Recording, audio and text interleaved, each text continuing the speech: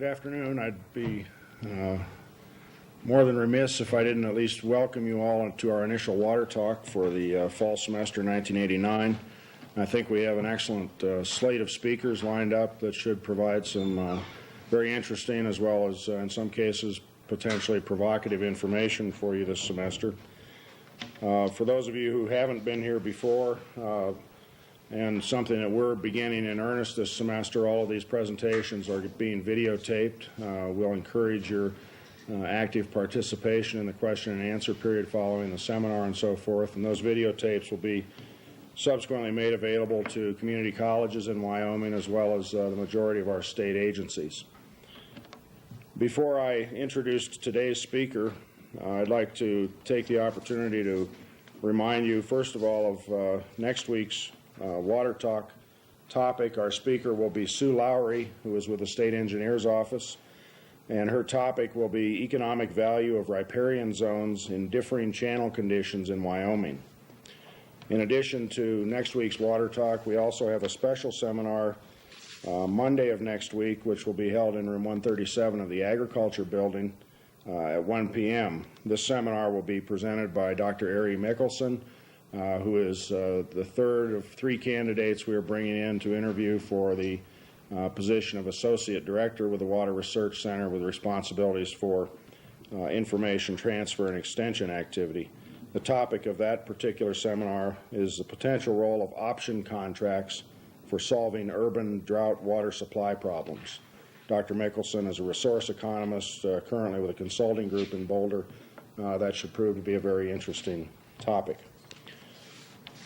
Today, it's with a great deal of pleasure that I welcome back a fairly old friend of the Water Center. Jim Case is head of the Geologic Hazards Division of the State Geologic Survey of Wyoming.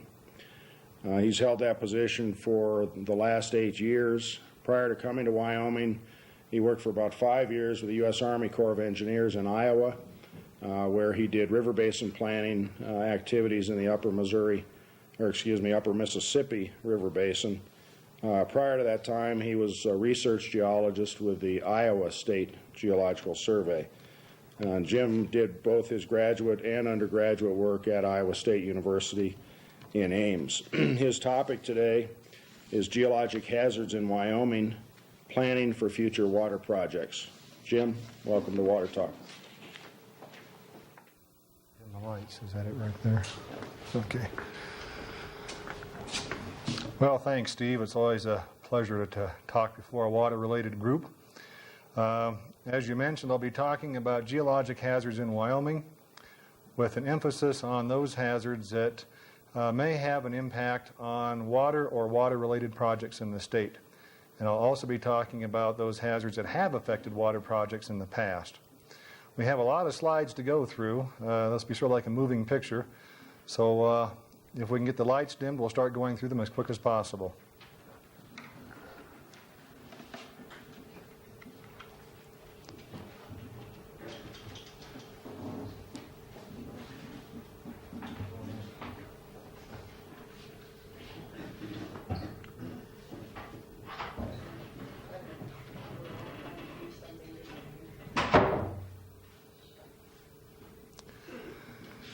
Well, while we're working on the lights, I'll just give you a summary of my presentation.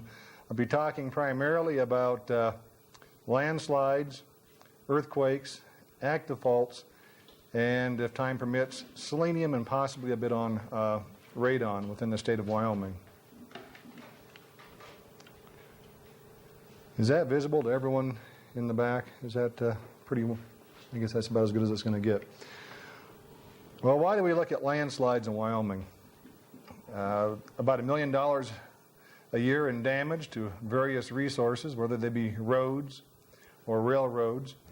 And we also do have impacts on, or potential impacts on surface water and possibly some dams. This happens to be a picture of a landslide that disrupted a major rail route out of Wyoming near Fossil Butte National Monument a few years back. Now, this is a pretty old map, major landslide occurrence zones in Wyoming. This was generated about 4 years ago. Since this time, we've mapped about an additional 250 to 300 quads, 7.5-minute quadrangles within the state of Wyoming for landslides. In total now, we have about 650 to 675 quadrangles that have been mapped for landslides of one form or another. Not going to go into this too much, but it's important to understand landslide classification if you're looking at impact. So I'll go through just a real basic classification. We have mapped landslides as to whether they're falls, topples, slides, spreads, or flow.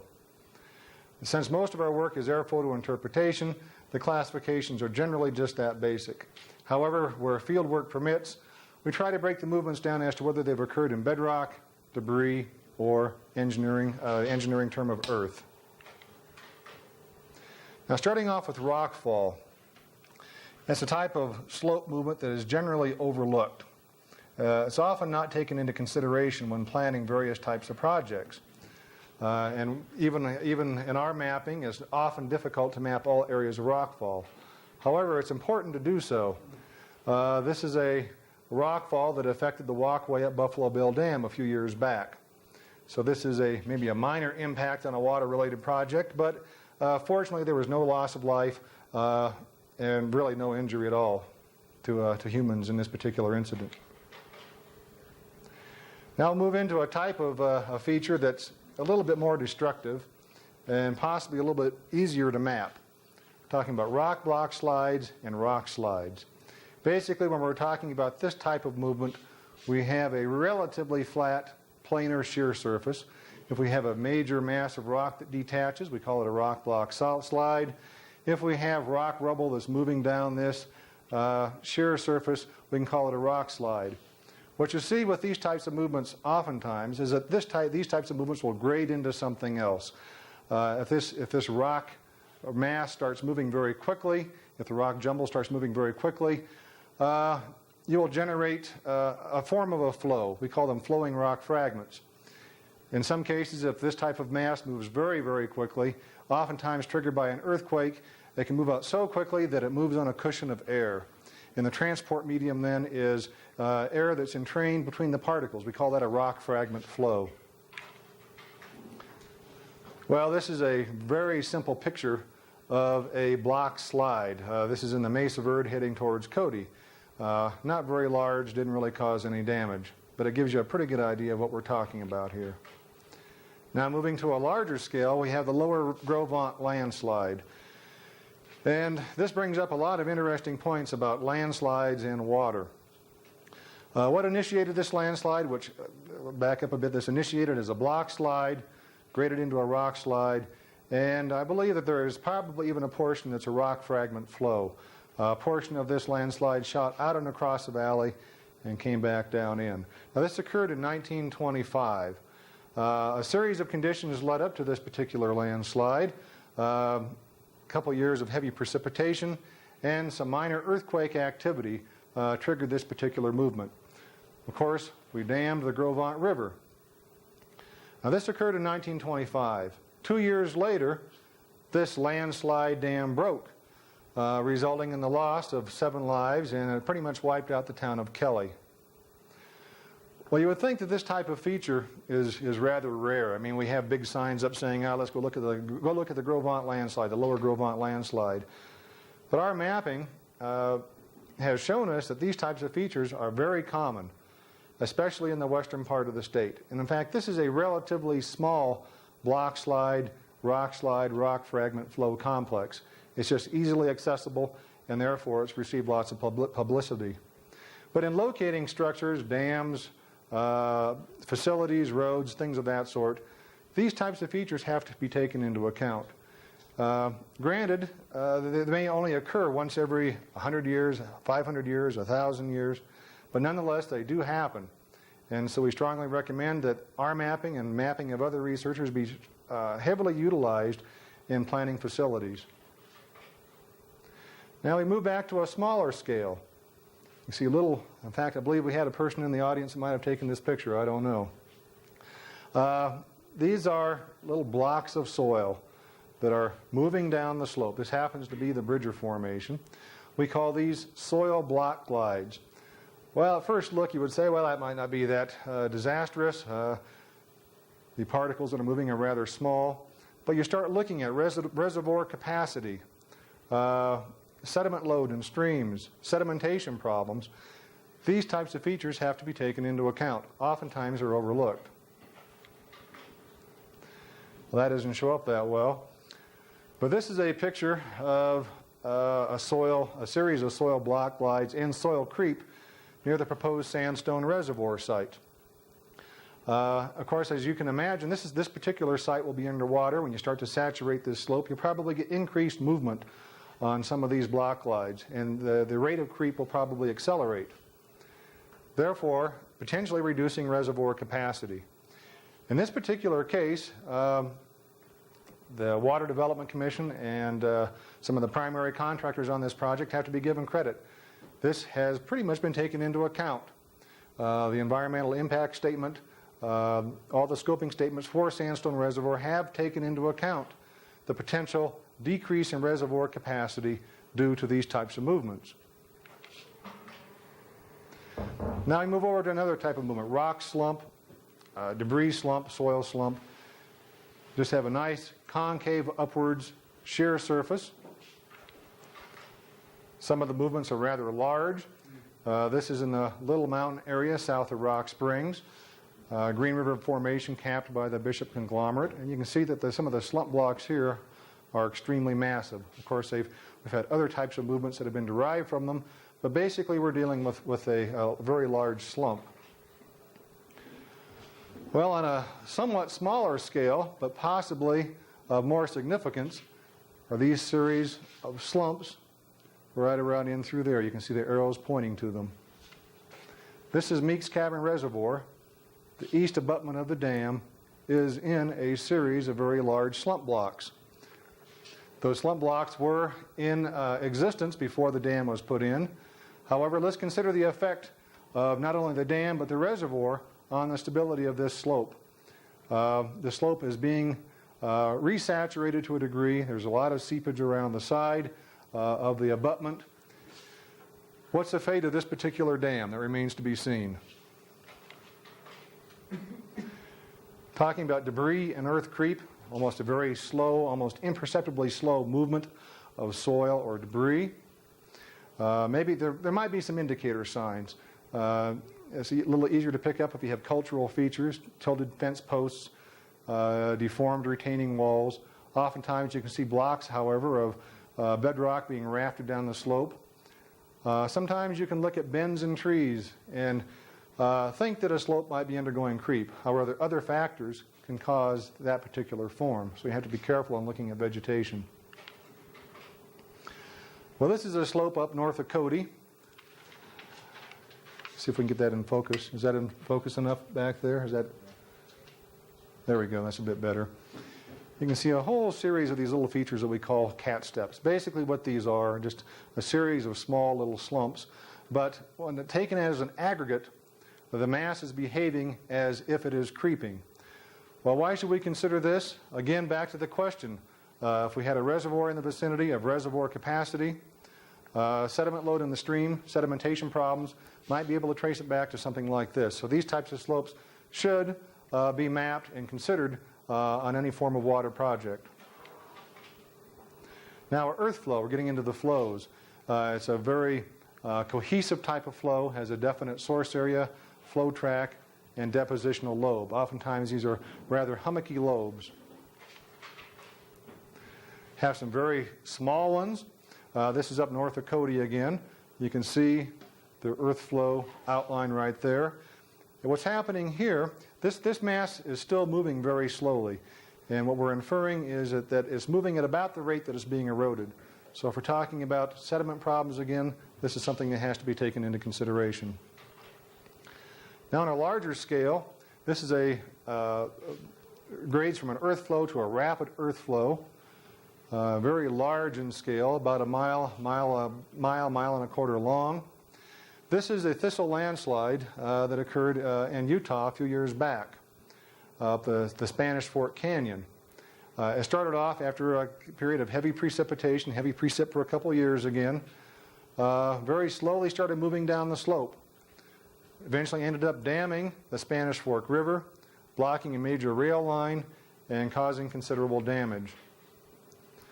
And in fact, if you look closely at this, there is the earth flow deposit, and this is the high water line behind it.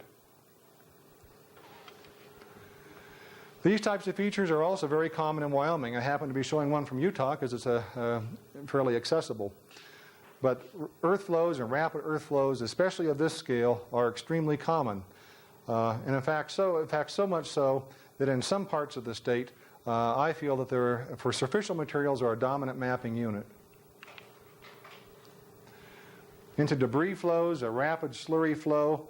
These can grade into torrential flood deposits. They're very closely related.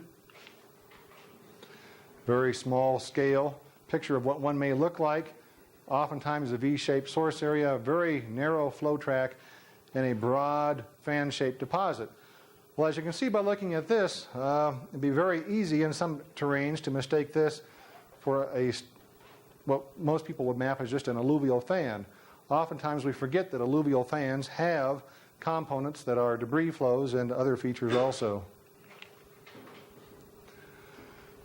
Now this is a debris flow. You can see the very narrow flow track that's occurring in the overthrust belt. This is just east of Afton up Swift Creek. In fact, this is not too far from the pulsating spring. Well, you can see the flow track. In this case, there's an awful lot of debris in it. The broad fan-shaped deposit. And then, of course, it dammed Swift Creek.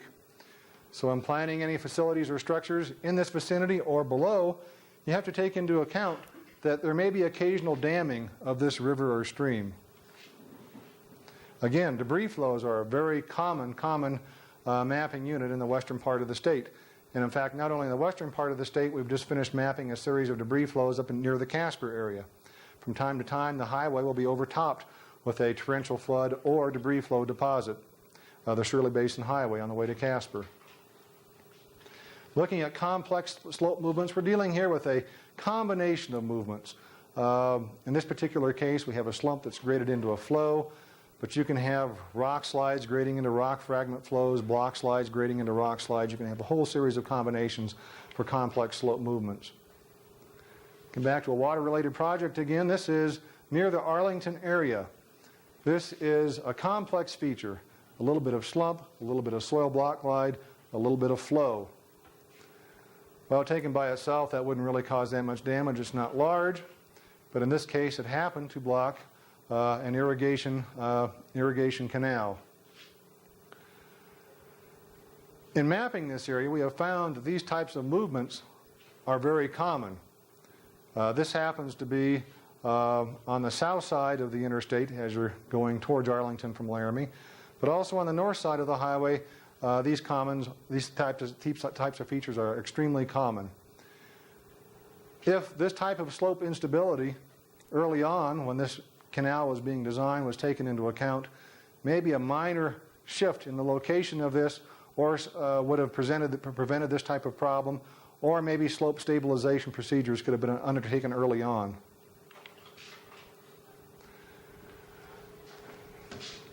Now this is down in southwestern Wyoming also, near the Meeks Cavern Reservoir area.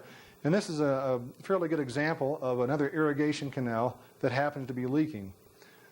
Well, not only do you have the problem with the leakage, but in this particular case, you've initiated a nice flow.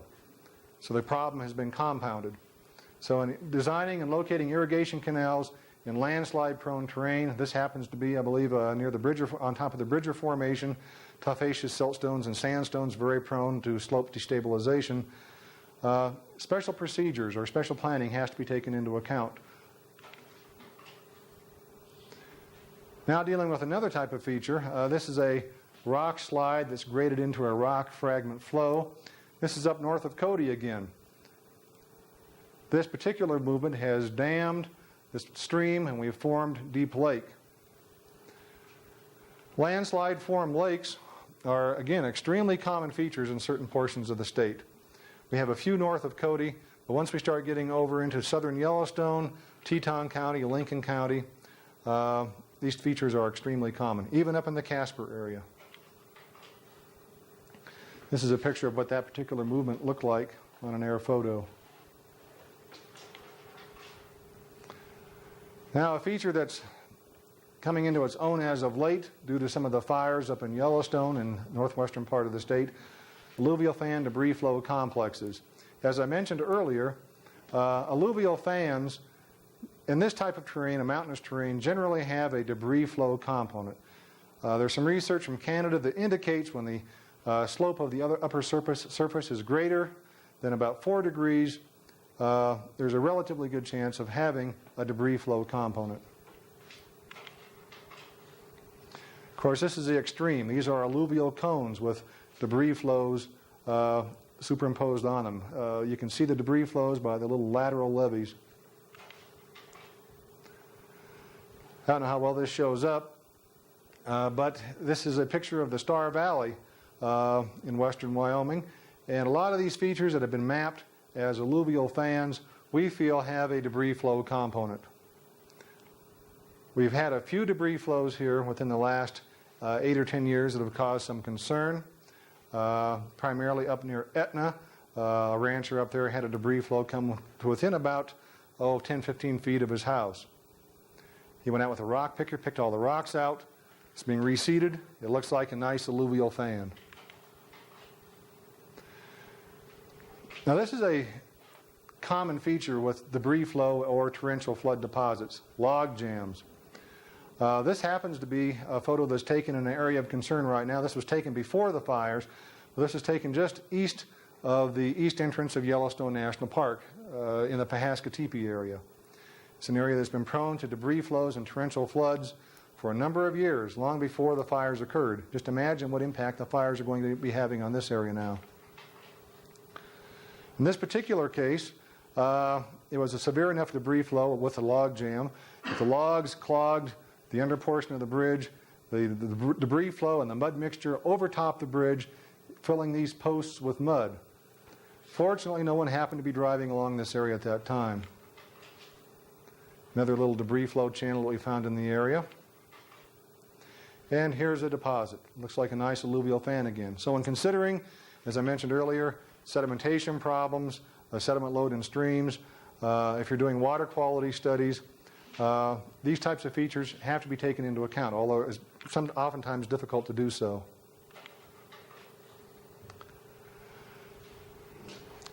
Now, this is a rather destructive feature. This is in the Hegman Lake area, up just across the border into Montana.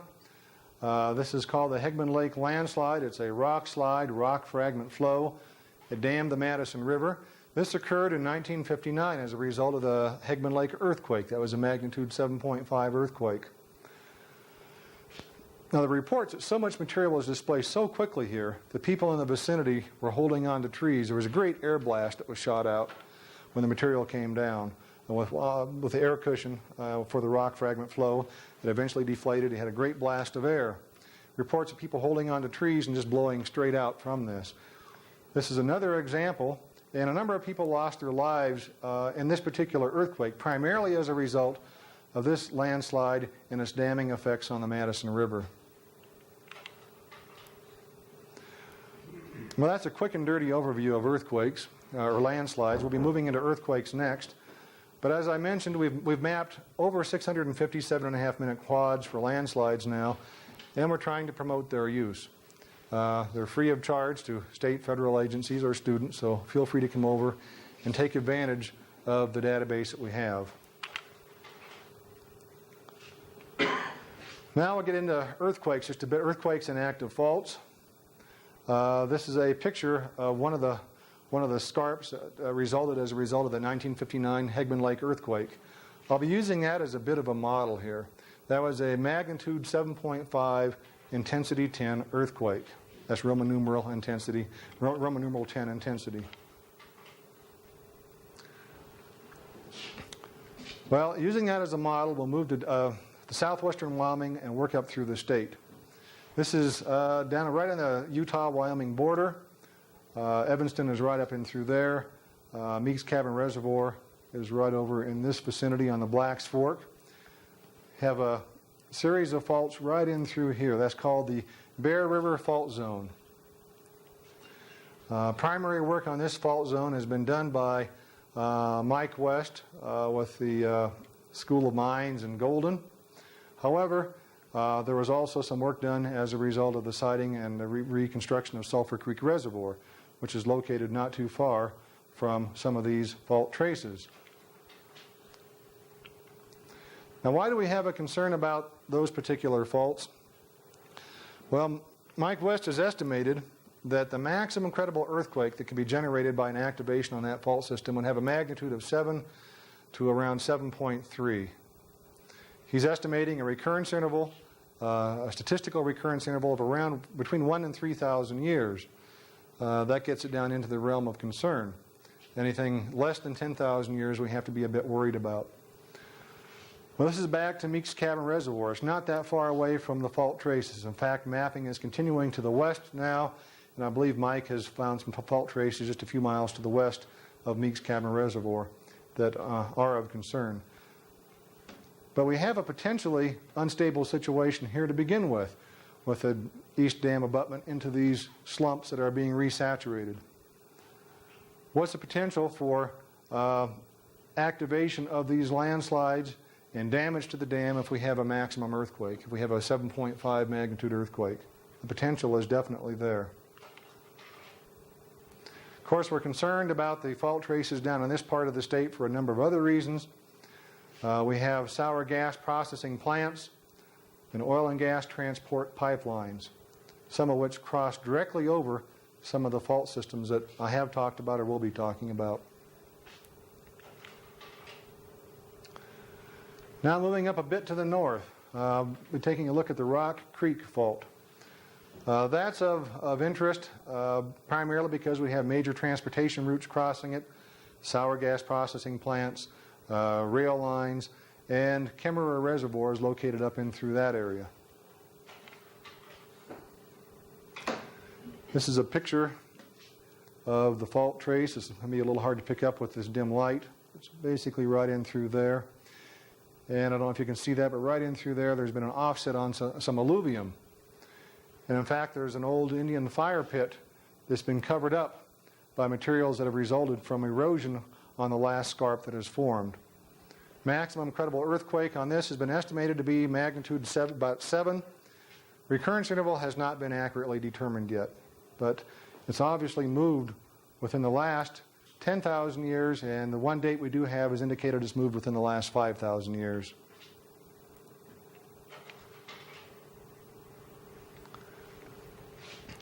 Now, I'll back up a bit. This thing will back up. Nope, it's not going to back up. There we go. One thing I want to point out on this particular fault trace and the Kemmerer Reservoir and the other reservoirs in the state, and we do have some representatives of the State Engineer's Office here today. Russ Dahlgren, who's a safety of dams engineer with the State Engineer's Office, is making good use of this information.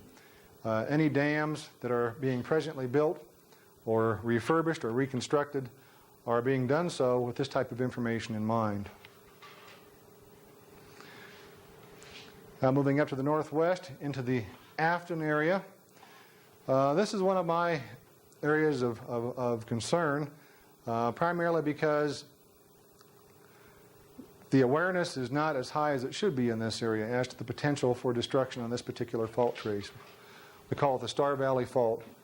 This is a picture of the actual fault scarp. This is trending through the east edge of Afton.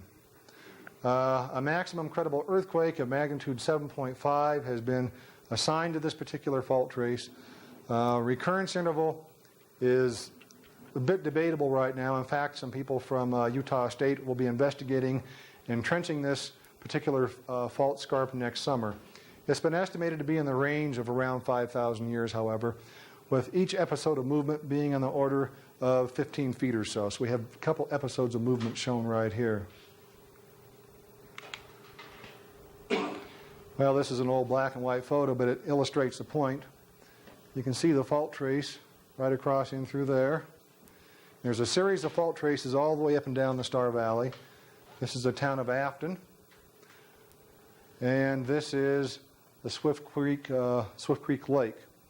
if we have a magnitude 7.5 quake, what's going to happen here? Well, chances are this side of the valley will drop down upwards of 15 feet. That in itself will cause some problems. There may be some movement over here also, but chances are we'll get movement down on this side. What's going to happen to this particular lake back in through here? Or if we have, this is up Swift Creek. And as I showed you earlier, this creek is very prone to having debris flow dams. What's going to happen if we have a debris flow dam that has occurred, the stream has been dammed just before an earthquake occurs. So there is potential for damage and severe damage in this area. Now, I'm not going to go too much into the Teton fault system, the Hoback fault system, because I believe they've been fairly well described and most people are somewhat familiar with them. The Teton fault trending right up in through here. A lot of work has been done on the Teton fault. There's ongoing research being done right now on the fault system. Bob Smith with the University of Utah is working on this particular fault system, doing additional trenching work, trying to pin down recurrence intervals on that fault trace. Our knowledge today, however, is indicating a maximum credible earthquake of magnitude 7.5 and recurrence interval upwards of anywhere from 2,500 to 3,600 years. And as most of you know, the Jackson Lake Dam has recently been reconstructed. Of course, that's been taking this particular fault system into account and the damage that may result from it. Of course, when we get into these types of terrains, we are going to have some saturated fine sediments. And that's true for all the way up and down the valley here. Of course, a lot of the sediments are coarse, but we do have some fine sediments, fine sands to coarse silts. When they're saturated and exposed relatively close to the surface, if you have an earthquake that's magnitude 6.5 or above, you're going to have potential for liquefaction. And of course, that was a very significant factor in the reconstruction of Jackson Lake Dam. Now back to our model a bit. This isn't a very good photo. It's getting old. Just to sort of reiterate the point, we're talking about a magnitude 7.5 earthquake as being an approximate model for many of the faults in the western part of the state.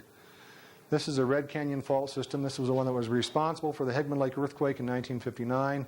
Maximum displacement around 20 feet. Here's the Hegman Lake itself. You can see that there was severe disturbance of the road. You had big portions of the roadbed just collapsing down into this lake that was formed behind the Landslide Dam. This type of damage is entirely possible for other areas of the state. Especially when we're talking about the Afton area, this is the type of thing that worries me just a bit. When we're talking about integrity of dams, the Jackson Lake Dam has been reconstructed to withstand a 7.5. But that does not mean that there's not going to be some significant damage to it. When you start having features like this occurring in the area, the dam may hold, but it's probably going to crack and its integrity will be lessened just a bit. Now into another part of the state. This is just south of Thermopolis, Boysen Reservoir right over and through here. This is the Dry Fork Cedar Creek fault system. And it's not shown on this map. Recently, another fault trace, a series of fault traces have been found right up about in through here on the north edge of Boysen Reservoir. Called that the Stagner Creek fault system. This work was done primarily by geomatrix consultants out of San Francisco. Their feeling is that the maximum credible earthquake that could occur in the Stagner Creek fault system would have a magnitude of around 6.75. And that's still getting up there. If you can start considering the type of damage that occurs in California when you have a 5.5 to a magnitude 6 quake, we're almost an order of magnitude above that here with a 6.75 as a maximum earthquake. More research needs to be done on this particular fault trace. We know that there are some active segments on it. However, they haven't been trenched, and we don't have any definitive information on maximum credible earthquake or recurrence interval. I don't know if much research has been done yet on the potential for damage to the Boysen Reservoir area. 6.75 earthquake may affect that area just a bit. Now we're over into the Casper area, North Granite Mountain, South Granite Mountain fault systems. Spreading across the strait a bit, most people forget about what's happened in Casper. back in the 1890s, we had a series of severe earthquakes in that area. 1897, we had an intensity 7 quake, resulted in cracks about 4 to 5 inches wide opening up in a hotel. The Platte River had so many slumps coming into it as a result of that earthquake, it was muddy and red for about a day. So we do have potential for damaging earthquakes over in this part of the state. Of course, we have Alcova and Pathfinder down in this vicinity. Most of the work that we know about has been done in this vicinity. We have the Ferris Mountain segment of the South Granite Mountain fault system and the Green Mountain segment over in through here. Both of those segments have been investigated again by geomatrics. It's been estimated that a maximum credible earthquake of magnitude 6.75 could occur on either of these fault traces, either of these segments, both of which have been classified as active. Recurrence interval has been estimated to be in the order of 8,000 years. Looking down into this area, we'll call this a Chicken Creek fault system, southwest of Bear Oil. We took a look at this because this was an area that was being touted as a relatively fault-free area when there was a push a couple years back to site a super collider. It didn't take much of a glance to see that we had definitely a potential problem. Not much work has been done on this. We know that this fault system has been active within the last 10,000 years, primarily because we found a bison knuckle embedded on the down-thrown side of one of these fault blocks, covered up with erosional materials from the fault scarp. But there's some interesting features here that you should be looking for that are relatively easy to pick up. Truncated drainages such as this. Old stream that was just totally truncated. This block dropped down. In this particular case, we have nicks in the alluvium. This may look like bedrock, but in the field that is definitely a little chunk of alluvium sticking out through there, and you can pick up the fault trace going across it. How long would it take for that type of disturbance in the alluvium to be eroded away? Maybe that will help us date this particular feature. What type of information do we have available? If you're planning some form of a water project or trying to locate a facility, well, all kinds of information, but this type of information may be the most useful early on in the planning stage. Preliminary maps of horizontal acceleration. This particular map shows the various types of horizontal accelerations that will be exceeded about every 475 years. If you're looking for design parameters, this is the type of information you need right up front. As you can see up in Yellowstone National Park, about every 475 years, you'd have a horizontal acceleration of about 40% of gravity, and that's significant. We have this type of information for various time frames, 100-year time frames, 500-year time frames, and 1,000-year and 5,000-year time frames. Now I'll move on to a subject, getting away from earthquakes. It's a little bit more into the news lately, and that's toxic elements in waters in the state of Wyoming. I'll concentrate on selenium, so we'll all get out of here on time. Selenium seems to be in the newspaper about every other week lately, and possibly for good reason. A little bit of background. Here's where selenium is in the periodic table of the elements.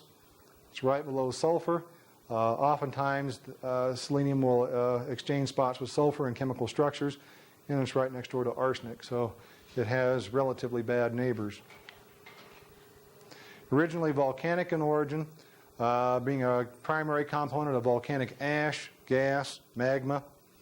Through various chemical and erosional processes, selenium, of course, is then redistributed and transported and taken up in various types of sediments.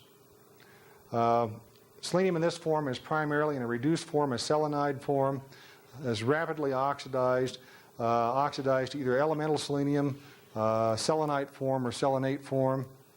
The selenite form in particular has a tendency to adsorb onto iron hydroxides, clays, and organic matter. So that gives you an idea of what we're going to be dealing with geologically. Primarily, we'll be dealing with shales, coals, if we're near to some source areas of the volcanic activity, tufaceous sediments. But this map is a representation of what we know about selenium today. This is what I'm just calling this a prospecting map. That's about the level that it's at right now.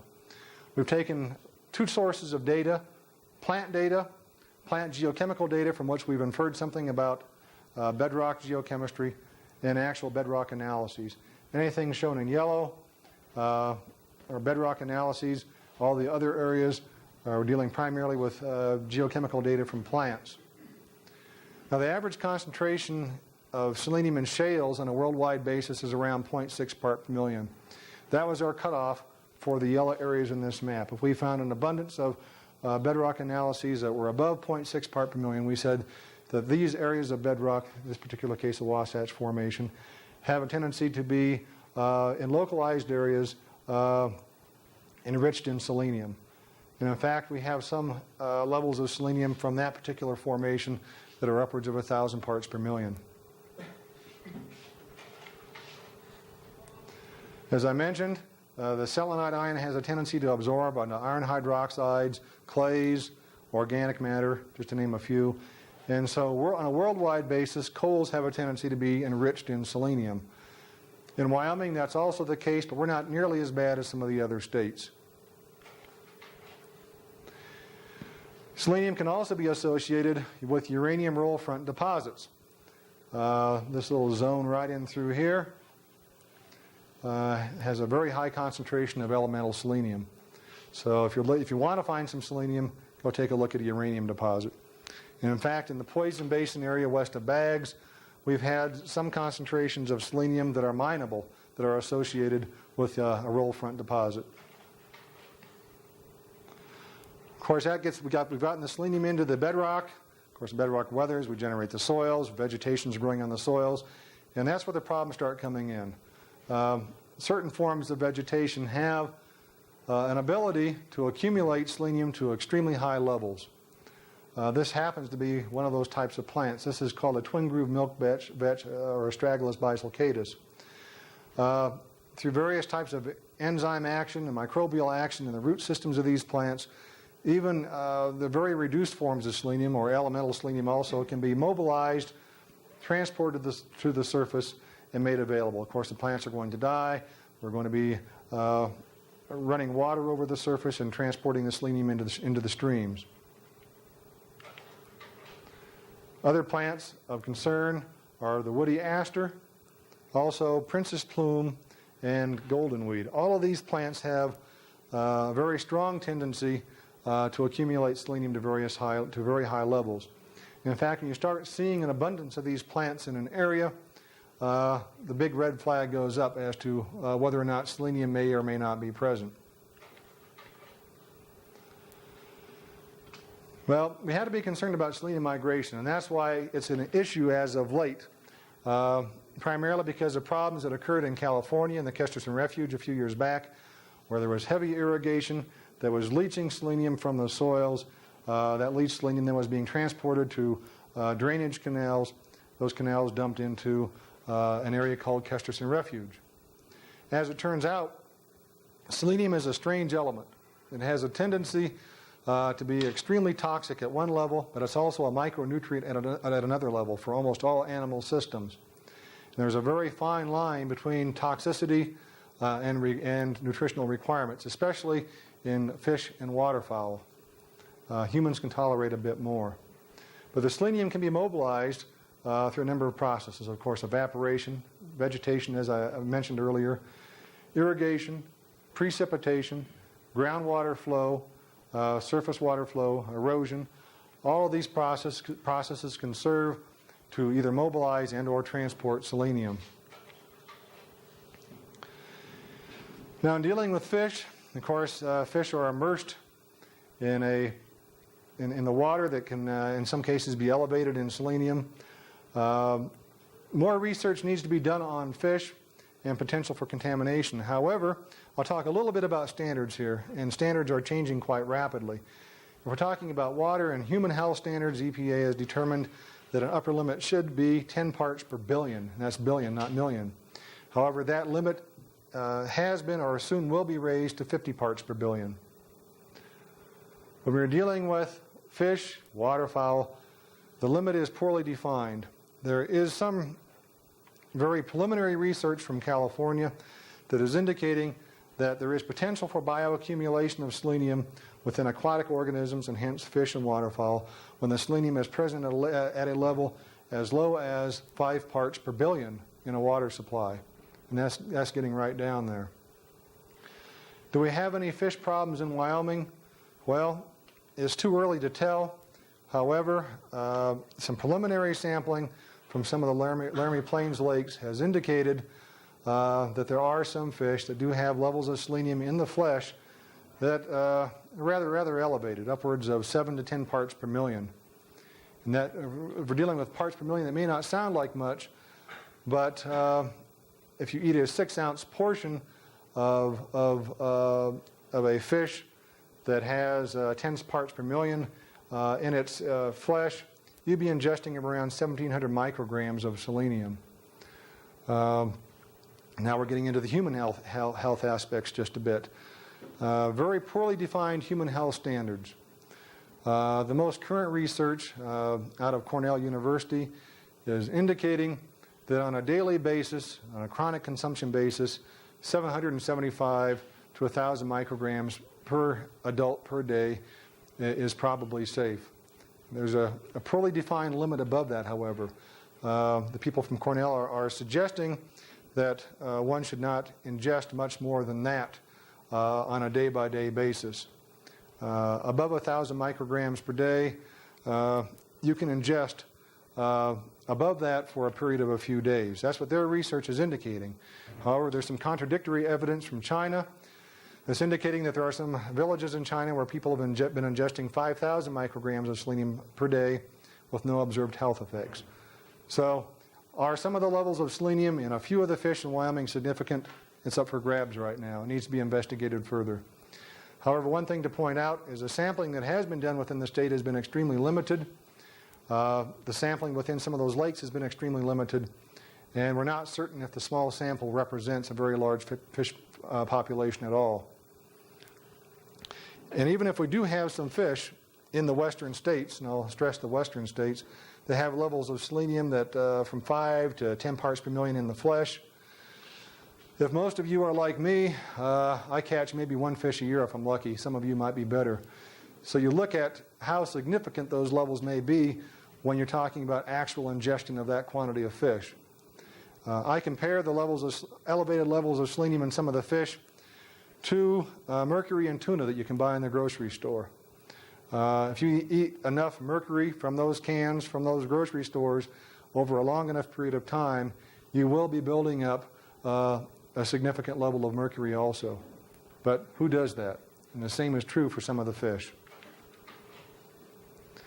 Now into waterfowl. As I mentioned, both fish and waterfowl are prone to having toxic effects from selenium.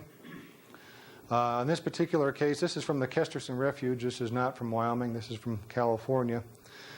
Again, bioaccumulation is a very significant factor when you're dealing with fish and waterfowl. Again, early research is indicating at a level for waterfowl anyway, particularly some ducks, a level of selenium in the water of 1 to 2 parts per billion may be bioaccumulation. You can have bioaccumulation in the food chain. Do we have any problems in Wyoming? Well, again, it's too early to tell. A lot of ongoing research. However, early research and early results from the Kendrick project near Casper are indicating that there are some waterfowl embryos that are deformed. Are all the deformities due strictly to selenium? Perhaps, but it's too early to say yes for sure. There are other factors in the area, high levels of sulfates, high levels of boron, and that's something to point out as long as we're at this point of the talk. It's very dangerous just to look at one element. You have to start looking at the interrelationships between the elements. For example, if you have both arsenic and selenium present in a water supply, one will have a tendency to somewhat counter-effect the effect of the other. There's an antagonistic effect. So if you're going to go into an area like the Kendrick project and just look at one element, you're going to have a very hard time drawing any firm conclusions as to what effect there may be on fish or waterfowl. But I will stress the fact that some deformed embryos have been found in the area. There are elevated levels of selenium in portions of the Kendrick project. That's not a secret to anyone. There are some ponds in the area that have levels of selenium. At one point in sampling, they were as high as 1 part per million, or 1,000 parts per billion. That's getting right up there again. What other potential problems do we have? Well, again, it remains to be seen, but there are some crops that will uptake selenium also. Alfalfa is one of those crops.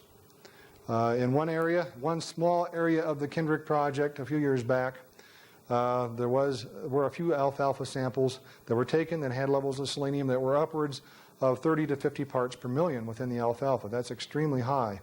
However, a resampling of the same area has indicated that a few years later, levels of selenium were down from non-detectable up to 5 parts per million. So it's a very complex problem. The question is, when do you report on the data? How significant is the data from any one particular year? And that's a problem we have from the Kendrick project. Are there other areas in Wyoming that do have the potential? Yes, there are other areas other than the Kendrick project. Some of the Laramie Plains areas needs to be investigated in further detail. Areas where you have wide outcroppings of the Cody Shale, the Steel Shale, the Niobrara Formation, the Wagon Bed Formation, the Phosphoria. Oh, let's pick a few others. The Morrison, the Hilliard Shale. All of those have the potential for elevated levels of selenium. Any ponds that are located on them also have the potential, although that potential may not be realized, the potential is there. Those ponds have the potential for elevated levels of selenium. Streams and rivers flowing through those formations also do have the potential. Back to the human element. We started off with the source, the volcanic source, and now we're back all the way back around the circle to humans.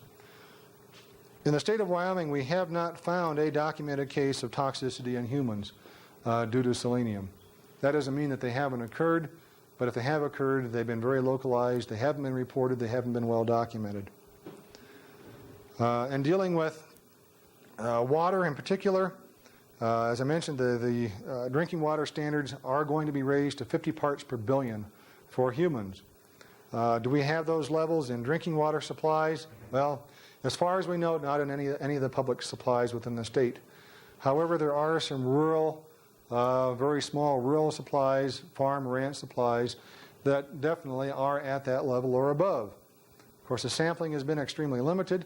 However, in the Kendrick project, again, where we have had some sampling, very small sampling of rural water supplies there has indicated that anywhere from 30 to 50% of the samples that were taken were above the 50 part per billion limit. Of course, not all of those supplies were being ingested by humans. Some of those were just being used for irrigation or whatever else the case may be. But nonetheless, if there is a sampling program that is needed within the state, it probably should be directed towards rural water supplies. Human aspects of selenium again, mining and reclamation. Recent research by the U.S. Geological Survey out of Cheyenne has indicated that through mining and reclamation processes, selenium can be released to the environment or to the groundwater supply. Selenium that's in a rather reducing environment is brought to the surface. It's oxidized. When it's oxidized in a rather dry, somewhat alkaline environment with an elevated pH of 8 or above, the selenium is more available. As a result, when the mine materials are put back into a pit, if they're affected by precip or groundwater, you will get a peak in selenium release. However, after a period of years, research in the Powder River Basin is indicating that those selenium levels will start to decline back to the base level. Of concern, perhaps in reclaimed areas, is what types of vegetation should be used to reclaim them.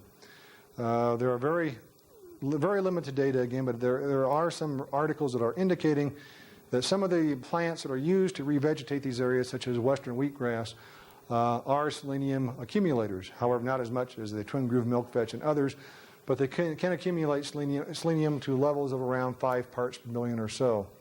Whether that is something to be concerned about right now, we still don't know, but that is also under investigation. I guess the one point to make about selenium before anyone draws any hard or fast conclusions about this, an awful lot of research is needed. What I have found in talking about the subject is what I've said a year ago, I'm changing now. And probably what I'm saying now, I'll change in a year. The status of research is in flux. Our knowledge of it is in flux. So we have an awful long ways to go before we put a big stamp on any portion of the state saying we have a problem or this area is clear. Well, anyway, that's a quick and dirty overview. We have about 5 minutes to go of some of the hazards I feel that can relate to water or water-related projects in the state. And since we have a few minutes left, I'll open it up for questions. Yeah. Has there been any research into bioaccumulation and range cattle and so forth? There's an awful lot of research on cattle, but very little yet on bioaccumulation. We're still pretty far down the food chain. An awful lot of research on cattle. A lot of it is ongoing in South Dakota, and there are some feeding studies taking place now in Logan, Utah at the Poison Plant Research Institute. But again, our knowledge of that is rather sketchy. One thing I'll point out, if you have an interest in selenium, for example, we're in the process of completing a study funded by the Wyoming Water Research Center, a Selenium Bibliography. We have about 1,000 listings now. It's been a fairly extensive survey. It's not all-encompassing. We're calling it a selective bibliography. We do have a lot of keywords. Bioaccumulation happens to be one of them. If you want to peruse the data or get a copy of the bibliography when it's completed, hopefully within the next week or two, let me know or stop by the office. Going back to your different types of flow. Could you depress the little red button in front of the mic so it's recorded for us, please? Okay. Going back to your different types of flow, you had the thistle landslide in Utah? Right. Example of earth flow? That's earth flow to a rapid earth flow. I was wondering, what exactly range of rates were you talking about for earth flows as opposed to the debris flow? Well, there's a big difference just in the classification, not even based upon rate, it's just on the type of flow. A debris flow is a non-cohesive flow. It's a very rapid slurry flow. An earth flow is a cohesive flow. The thistle landslide moved, it started out at about, I'm estimating it's between 2 and 10 feet per day. It accelerated upwards to around 50 feet per day. So that's bordering between an earth flow and a rapid earth flow. But the basic difference between an earth flow and a debris flow is one is a cohesive mass and the other one is not.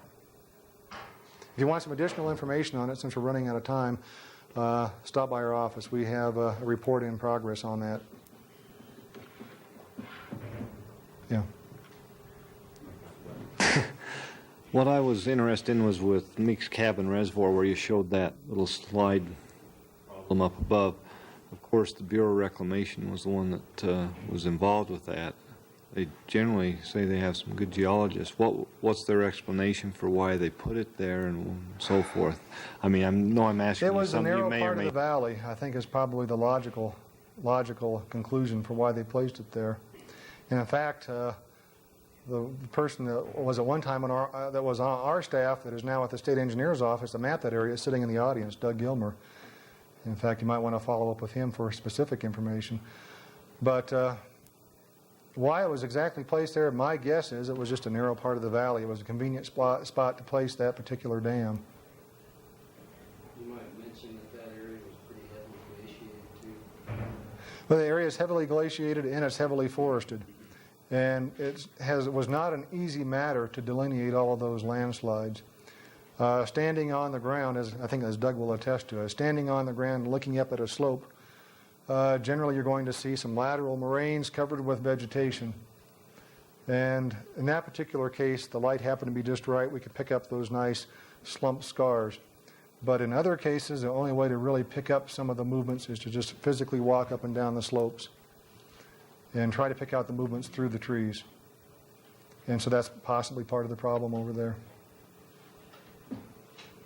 Jim, in terms of the planning process, are there any statutory requirements in Wyoming that other state agencies or federal agencies or private enterprise consult with your agency regarding the presence of hazards? And if it isn't statutorily mandated, is there much of that occurs on an informal basis? On an informal basis, yes, primarily through the environmental impact statement process. And not to ballyhoo all the people with the state of Wyoming, but between the people at the university and other state offices, we have an awful lot of good people out there now that are aware of the hazards. As I mentioned, with the state engineer's office, we have Russ Dahlgren, who's a safety of dam engineer, who contacts us or people at the civil engineering department, John Turner, at the University of Wyoming quite a bit. People within the water